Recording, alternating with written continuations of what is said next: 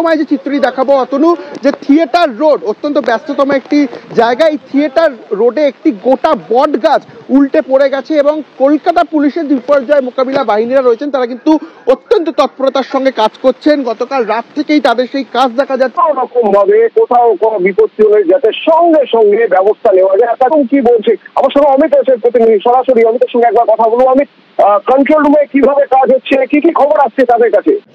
নমস্কার বন্ধুরা, আপনাদের সকলকে স্বাগত জানাচ্ছি আমাদের এই চ্যানেল চন্দ্রজিৎ ব্লগসে।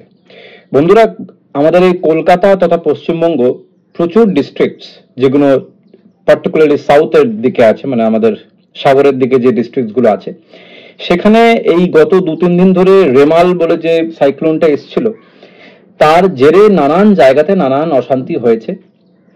শহরের মতন জায়গায় মানে মিউনিসিপ্যাল কর্পোরেশন এরিয়াসগুলো, সেখানে রাস্তায় প্রায় 1 ফুটের কাছাকাছি জল জমে আছে, রাস্তা ড্রেনে পরিণত হয়েছে এবং প্রচুর জায়গাতে নানান রকমের অ্যাক্সিডেন্ট ঘটেছে। 5টি বাচ্চা শিশু মারা গেছে। গাড়ি বা পাবলিক ট্রান্সপোর্টস সর্বনাশ হয়েছে। একটা সিসিটিভি ফুটেজে দেখা যাচ্ছে যেরকম প্রচুর গাছ যেগুলো প্রায় খারাপ অবস্থাতে আছে, যেখানে প্রশাসনকে বলা হয়েছে বহুবার ধরে যে এগুলোকে কোনো না কোনোভাবে লোহা দিয়ে একটা ক্ল্যাম্প লাগিয়ে ঠিক রাখার জন্য। স্বাভাবিকভাবেই প্রশাসন চুরি করতে ব্যস্ত, তাই ওগুলো কোনোটাই হয়নি। সিসিটিভি ফুটেজে দেখা যাচ্ছে যে হঠাৎ করে একটি ওরকম বড় সাইজের গাছ 4-5টা গাড়ির উপরে ধরাম করে এসে পড়লো।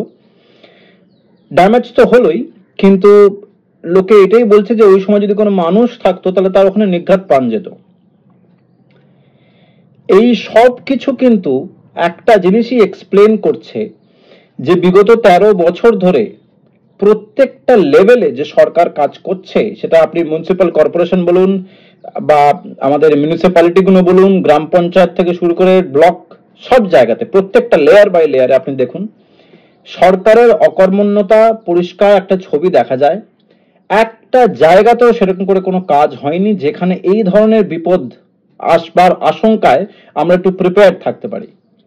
পশ্চিমবঙ্গ এমন একটা রাজ্য বন্ধুরা যেটা সমুদ্রের পাশে, তো যেহেতু সমুদ্রের তটীয় জায়গা, সমুদ্রের পাশে আমাদের রাজ্য, সুতরাং এই ধরনের ডিপ্রেশন হওয়া, বে অফ বেঙ্গলের ডিপ্রেশন হওয়া, নিম্নচাপ হওয়া, সেখান থেকে একটা সাইক্লোনের মতন জিনিস তৈরি হওয়া এবং সেটা আমাদের রাজ্যে হিট করা, এটা প্রত্যেকবার হয়, সব সময়ের জন্য হবে, আগামী দিনেও হবে। এটাই নিয়ম, এটাই প্রকৃতির নিয়ম। কিন্তু এটা জানা সত্ত্বেও প্রিপারেশন বলতে প্রায় কিছুই নেওয়া হয়নি এবং তার ফল আজকে আমরা হাতে নাতে পেলাম।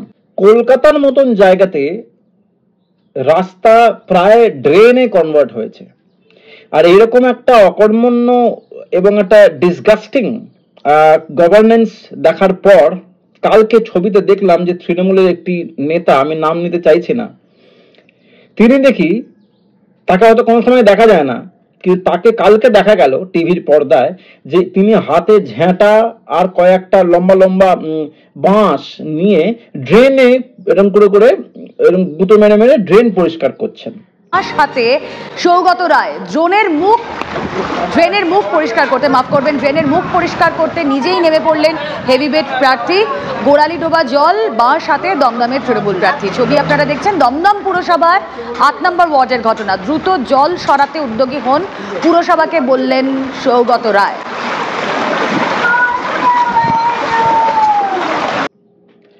তারপরে দেখা গেল তাকে ওই যেগুলো দিয়ে আমরা লিফটার, মানে যে গাড়িগুলো দিয়ে জেসিবি গাড়ি, সেই জেসিবি গাড়ির মধ্যে বসে তাকে স্টিয়ারিং নাড়াতে দেখা গেল। তাহলে এই ধরনের যে এই যে নাটকবাজি, এই যে জুমলাবাজি যেটা হলো, সেটা কাটা ঘায়ের উপর নুন ছেটানোর মতন হাল। আমরা জানি যে প্রশাসন কিছু করেনি, সেটা চোখের সামনে দেখা যাচ্ছে, কিন্তু প্রশাসনের তরফ থেকে ওদের ওখানকার নেতা, সিনিয়র নেতা, তার এই ধরনের ছ্যাবলামোটা যেটা করলেন, যেটা কাটা ঘায়ে নুন মাখানোর মতন মনে হলো, সেটা কি খুব প্রয়োজন ছিল? আমার মনে হয় সেটা কোনো প্রয়োজন ছিল না। সেই জিনিসটা আরো বেশি বেদনাদায়ক হয়ে উঠলো। যে কোনো জায়গায় তাকিয়ে দেখুন, দমদমে 15 বছর ধরে সাংসদ, 13 বছর ধরে সরকার, পুরসভা, জেলা পরিষদ, সরকার, সব তৃণমূলের। করছেটা কি? শুধু লুট। বাগজোলা খালটাকেও 12টা বাজিয়ে দিয়েছে, লয়ঞ্জলি 12টা বাজিয়ে দিয়েছে, বহুবার বলা হয়েছে। বেআইনি নির্মাণ এবং জলা পূরণ করা, ভরে দেওয়া, ভরাট করা, সর্বনাশ হয়ে যাচ্ছে। সুতরাং আমি একটাই কথা বলতে চাই যে যে রেমাল বলে যে সাইক্লোনটা এলো, আজকে রেমাল এসছে, কালকে অন্য কিছু হবে, কিন্তু কাহা তক আমরা সাফার করব।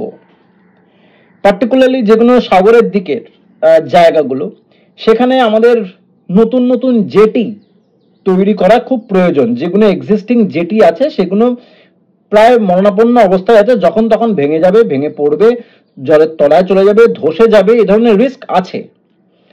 এই বছর 2024-এর ফেব্রুয়ারি মাসে আমাদের মাননীয় মুখ্যমন্ত্রী ওখানে একটা শিলান্যাস করেন যে ওখানে একটা নতুন জেটি তৈরি হবে।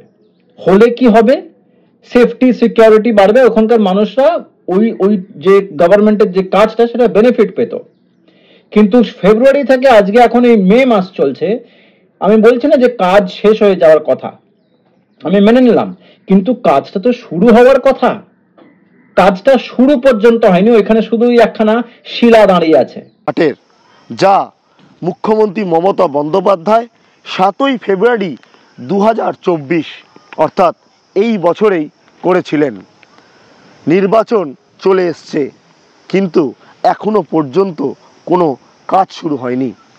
যারা সাধারণ মানুষ তারা বলছেন যখন এই কাজটা হয়ে গেছে, তাহলে যদি জেটি ঘাটটা হয় তাহলে তাদের কিছুটা সুবিধা হবে। না, কাজ শুরু হয়নি এখনো, ওইখানে করে রেখেছে, ওই সোজা হবে বলেছে, সবাই বলেছে, শুনেছি, এসেছিল লোক, ওই সোজাই হবে। কবে হবে? কবে হবে সে কথা বলেনি। হলে সুবিধা হবে না হবে না? হলে সুবিধা হবে সবার। হবে হবে এরম বলে এই তো আশা দিয়ে রেখে দিয়ে, হ্যাঁ আশা দিয়ে রেখেছে হবে। ওটা তো আর কোথায় ভালো, ওটা তো আর 1 মাস গেলেই তো পুরো একদম নেমে যাবে, তলায় কিছু নেই, শুধু সাপোর্ট হয়ে আছে। ভোটের আগে তো অনেকে অনেক দেন, ভরসা দেন, তারপরে তো কাজ আবার সে একই হয়ে যায়। সুতরাং এই ধরনের যে নেগলেক্ট করা হচ্ছে বাংলার মানুষকে, আর শুধু বলা হচ্ছে যে আমি এই করেছি, সেই করেছি, হ্যান করেছি, ত্যান করেছি, এগুলো কোনো যুক্তি খুঁজে পাওয়া যাচ্ছে না। আমি বলছি না যে আমি বিজেপিকে সাপোর্ট করুন আপনারা, আমি বলছি না, কিন্তু এই সরকার কি করছে সেটা তো আমাদের দেখার দরকার। নাহলে আজকে রেমাল এসছে, কালকে অন্য কিছু আসবে, বাংলার মানুষের কি হবে? বন্ধুরা, এই কয়েকটা স্পেসিফিক প্রশ্ন আমি করে আপনাদের সামনে এই ভিডিওটাকে রাখলাম। এই প্রতিবেদনে এইটুকুনি রাখছি, পরের প্রতিবেদনে আসছে একটা নতুন ইস্যু নিয়ে। সঙ্গে থাকুন, নমস্কার।